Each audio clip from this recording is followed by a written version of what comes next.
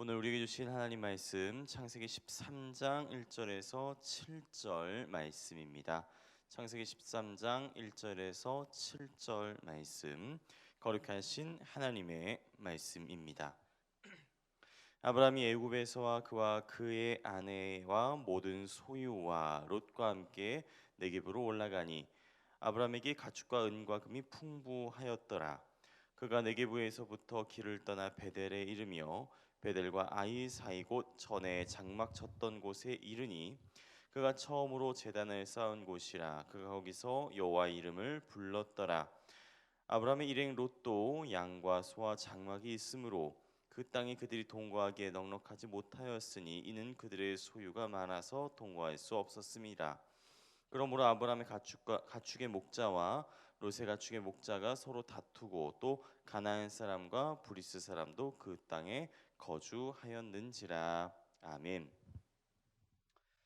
가나안과 기근을 피해서 애굽, 그러니까 이집트로 내려갔던 아브람. 하지만 아브람과 그의 가족들은 그 애굽에서 오히려 더 큰 고초와 고생을 겪어야 했었습니다.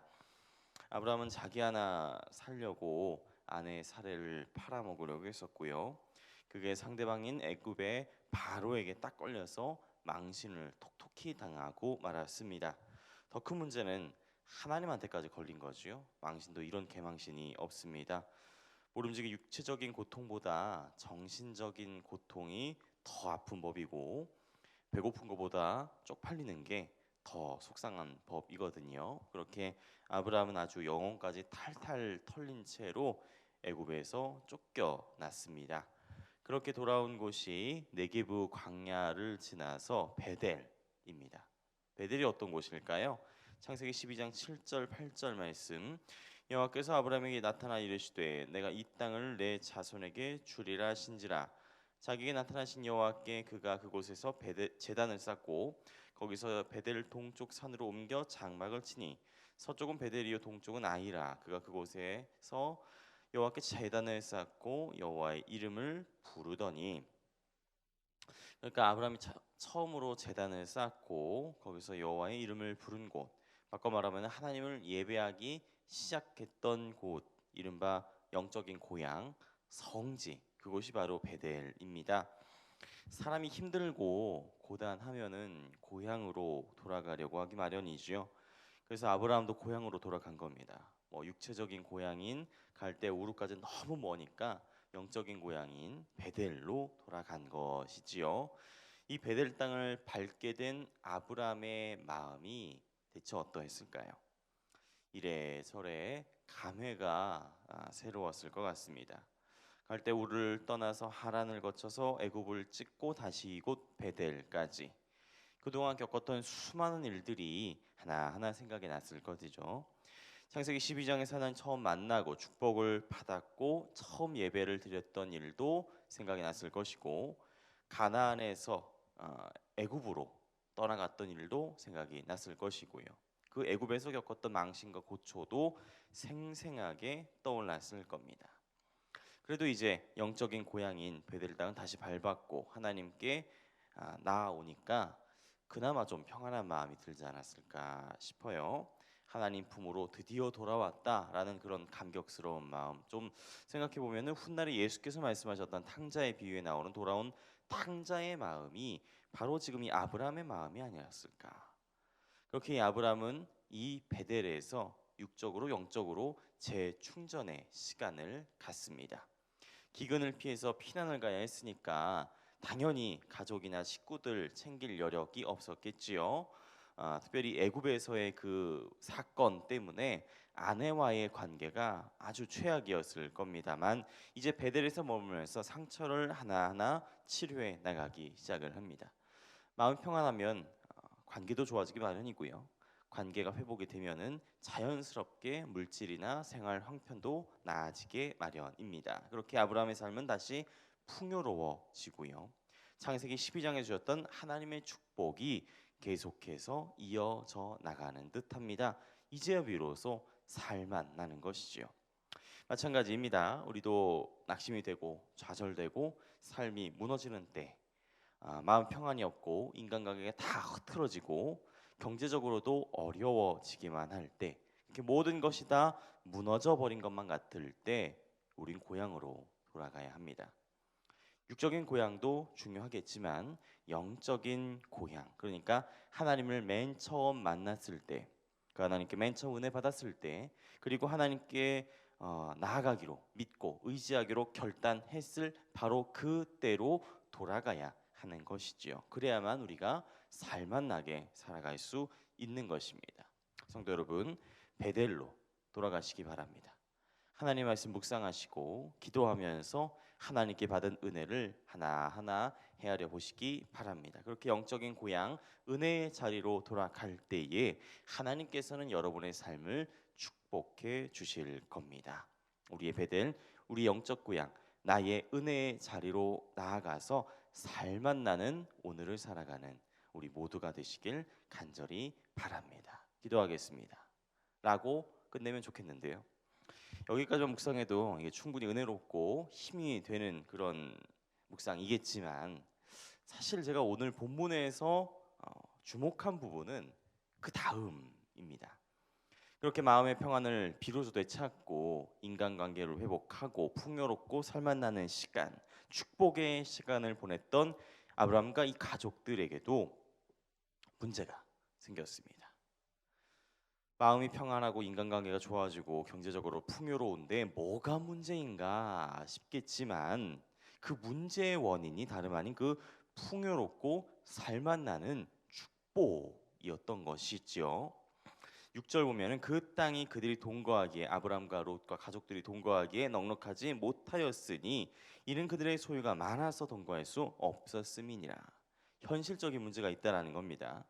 일단 이 아브라함과 그 가족들 이 모두가 살고 있는 이 베델 땅, 이 베델 지역이 넓은 동네가 아니에요. 넓은 뭐 평야 이런 데가 아니고 산과 산, 구릉과 구릉 사이에 작은 땅에 불과합니다. 물론 이 정도 사이즈의 땅에서도 옛날에야 잘 먹고 잘 살 수 있었겠지만 지금은 사람들이 많아졌습니다. 풍요롭고 살맛나는 하루를 보내다 보니까 자손들도 많이 태어났겠고 이웃들도 많아졌겠고 그들이 키우는 가축들도 많아졌을 겁니다. 그러면 이 한정된 공간, 또 한정된 재와 한정된 밀도에서 살아갈 수 없는 한계에 부닥치게 된 것이지요. 하물며 그곳에는 아브라함의 식구들만 사는 게 아니었어요. 7절 보면 또 가나안 사람과 브리스 사람들도 그 땅에 거주하였다. 원래부터 그곳에 살고 있던 원주민들도 있었다는 겁니다. 그러니까 쉽게 말하면 미어 터지는 상황입니다. 미어 터지다 보면은 부대끼게 되고요. 그러다면 필연적으로 다툼이 발생하게 되겠고요. 갈등이 생기고 싸움이 터질 수밖에 없는 겁니다. 처음에야 뭐 말로 툭툭 싸우다가 감정이 격해지면 어깨도 부딪히다가 그러다 보면 뭐 이 자식 저 자식 하면서 주먹을 들게 되는, 칼을 들게 되는 상황까지 이어지는 겁니다. 그렇게 이 아브라함과 그곳에서 머물고 있는 가족들, 사람들 사이에도 갈등이 생겨나게 되었습니다. 특별히 아브라함의 수하들 그리고 조카 롯의 수하들 사이에 분쟁이 발생한 것입니다. 오늘 설교 제목처럼 소유가 많아지니까 서로 다투게 된 것이죠. 결국 아브라함은 결단을 내리고요. 그거는 내일부터 묵상을 하겠습니다. 참 아이러니한 모습인 것 같아요. 모든 것이 평안하고 풍요롭고 잘 풀린다고 생각했던 바로 그 지점, 살만나고 하나님의 축복이라고 생각했던 바로 그 순간이 갈등과 분열의 불씨가 되었다. 하지만 뭐 그것이 사람 사는 모습이 아닌가 또 싶고요. 이 모습을 바라보면 전 두 가지 포인트를 묵상할 수 있었습니다. 하나는 지금 잘 나간다고 해서 마냥 좋아할 건 아니라는 겁니다. 좀 더 신앙적인 언어로 표현하자면 하나님의 축복을 누리고 모든 것이 잘 풀리고 존경받는 부자가 된다고 하더라도 그게 끝이 아니다. 더 중요한 게 있다라는 거죠. 그것이 뭡니까? 두 번째 포인트, 축복을 받았으면 그 축복을 받은 자답게 사는 게 더 중요하다. 제가 저번에 창세기 9장 말씀을 묵상하게 되었었는데요. 그때 나눴던 결론도 마찬가지였습니다. 큰 힘에는 큰 책임이 따른다라는 말처럼 큰 축복에는 큰 책임과 사명이 따르는 것이죠. 이걸 뒤집어 보면은 우리가 사명과 책임을 다하지 않는다면 우리가 누리고 있는 이 축복이 도리어 문제의 불씨, 문제의 빌미가 될 수도 있다라는 겁니다. 그렇기 때문에 우리는 하나님이 주신 축복 더해서 그 책임과 사명까지 이어나가야 하는 거지요. 그 책임과 사명이 무엇입니까? 하나님이 원하시고 기뻐하는 삶, 곧 약육강식, 적자생존, 무한경제 이런 게 아니라 이웃을 좀 더 존중하고 좀 더 이해하고 좀 더 사랑하는 것. 남의 피를 흘리는 것보다 차라리 내 피를 흘리고 남을 십자가에 못 박는 것보다 자기 십자가를 지고 주님을 따르는 것. 그 헌신과 희생. 그것이야말로 하나님의 축복을 받은 자답게 살아갈 사명과 책임이라는 것입니다.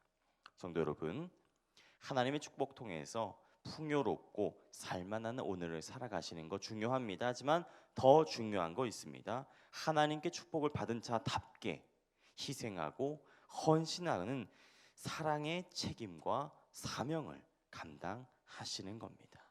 그런 우리 모두에게 하나님께서 더 큰 축복과 더 큰 사명과 더 큰 책임을 맡겨 주실 것입니다. 마태복음 25장 21절 말씀, 그 주인이 이르되 잘하였도다 착하고 충성된 종아, 내가 적은 일에 충성하였으니 내가 더 많은 것을 내게 맡기리니 내 주인의 즐거움에 참여할지어다 하고, 이 말씀을 붙잡고 오늘 하루 그 책임과 사명 감당하는 우리 모든 성도들 되시기 바랍니다. 진짜 기도하겠습니다. 하나님 감사합니다. 낙심하고 좌절한 아브람 여전히 축복하신 하나님, 그 하나님께서 오늘 우리도 축복하실 줄 믿습니다. 더 나아가서 우리가 그 축복을 받은 자답게 살아갈 수 있도록 희생하고 헌신하고 살아가며 살아갈 수 있도록 도와주옵소서. 감사드립니다. 예수님의 이름으로 기도합니다. 아멘. 이 시간 함께 나눌 기도의 제목들입니다. 지금 들은 말씀이 내 삶으로 이어지게 하옵소서. 하나님의 말씀 우리 삶으로라는 말씀 붙잡고 담대하게 살아가는 2022년이 되게 하옵소서. 코로나19 엔데믹 상황을 맞이하여 예배와 신앙생활이 회복되게 하옵소서. 동네 매주 성경 묵상하면서 우리 삶에도 밑줄을 그으며 살아가게 하옵소서. 러시아 우크라이나 전쟁을 멈추시고 온 세상 열방의 평화의 복음이 선포되게 하옵소서. 함께 나는 공동 기도문과 각자 가지고 나오신 기도의 제목들 놓고 기도하시면서 삶의 자리로 나아가시기 바랍니다. 기도하겠습니다. 하나님 아버지 감사합니다. 오늘 이 아침 우리를 축복하시고 우리를 사랑하셔서 우리에게 새로운 날과 새로운 은혜를 허락하여 주셨습니다. 우리 하나님께 많은 은혜와 많은 축복을 받고 살았습니다. 그 축복 주신 거 너무나 감사하고 그 축복을 누리면서 넉넉하게 누리면서 살아갈 수 있는 오늘 하루가 되었으면 좋겠습니다. 하지만 그거보다 더 중요한 것은 하나님께서 우리에게 주는 축복에 걸맞는 삶